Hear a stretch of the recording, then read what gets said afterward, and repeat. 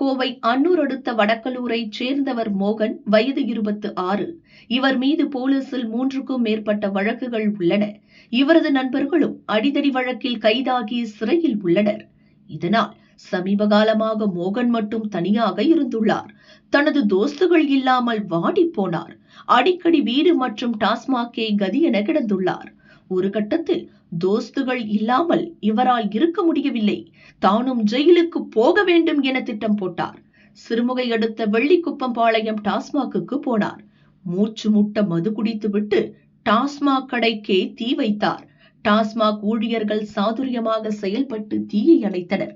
சிறுமுகை போலீசுக்கு தகவல் தெரிவித்தனர். எப்படியும் போலீஸ் வரும் என காத்திருந்தார் மோகன்.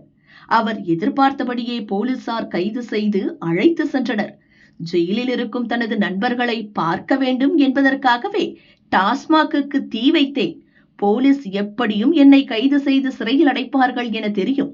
அதுதான் எனது திட்டம் என மோகன் கூறியது போலீசை அதிர வைத்துள்ளது.